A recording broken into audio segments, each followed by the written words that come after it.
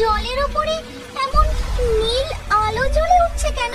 ঠিক তখনই সেখান থেকে মাথা তোলে এক অপরূপ সুন্দরী নীল জলপরি। উর্মি, ও উর্মি, কোথায় তুই? আমার যে দেরি হয়ে যাচ্ছে মা। এক্ষুনি আসছি মা, হয়ে গেছে।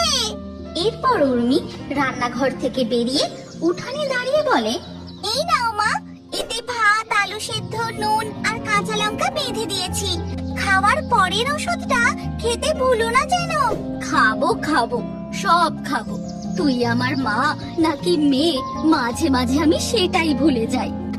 এ কি, এই যে ঈশান কোণে মেঘ জমেছে গো, আজকে মাছ ধরতে যাওয়াটা কি ঠিক হবে? তুই এবার বাড়ি ফিরে যা মা, তোর যে কলেজের দেরি হয়ে যাবে। হ্যাঁ এই তো যাই মা, তবে আমি যেন কলেজ থেকে বাড়ি ফিরে দেখি তুমি মাছ ধরে ফিরে এসেছো। এরপর লতা ও রতন নৌকা নিয়ে নদীতে মাছ ধরতে চলে যায়। তারপর উর্মিও বাড়ি ফিরে আসে আর বাড়ির উঠানে পৌঁছতেই, উর্মি, তোর মা কি বেরিয়ে পড়েছে রে? হ্যাঁ ঠাকুমা, সে তো অনেকক্ষণ, এতক্ষণে হয়তো মাঝ নদী পার করে গেছে। কোথা দিয়ে কি যে হয়ে গেল, আমার জলজ্যান্ত ছেলেটা অকালে চলে গেল।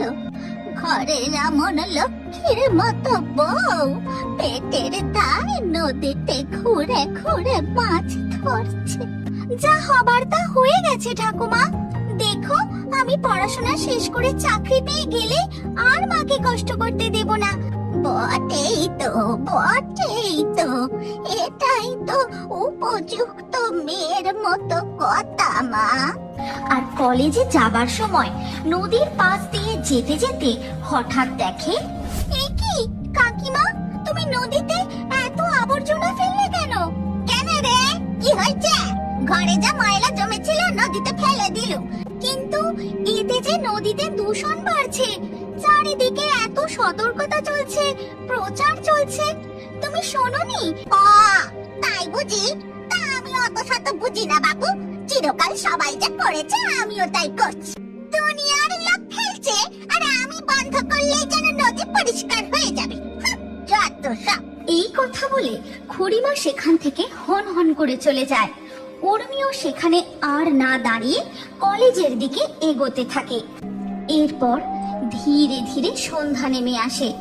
উর্মি প্রতিদিনই কলেজের পড়া শেষ করে টিউশনি পড়িয়ে তারপর বাড়ি ফেরে। কিন্তু আজ সন্ধ্যেবেলা, উর্মি, তোমার মিলিকে পড়ানো হয়ে গেছে?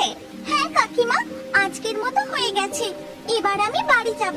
কিন্তু বাইরে যেরকম ঝড় বৃষ্টি নেমেছে, তুমি এখন বেরোবে কি করে? ছাতা এনেছো? না, ছাতা নেই। সে ঠিক আছে, ও আমি ভিজে ভিজে বাড়ি চলে যাব কাকিমা। না না, তা হয় না, তুমি আরেকটু অপেক্ষা করে যাও, না হলে আমি ছাতা দিচ্ছি, নিয়ে যাও।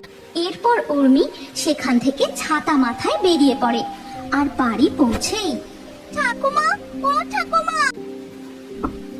না রে উর্মি, তোর মা তো এখনো ফেরেনি।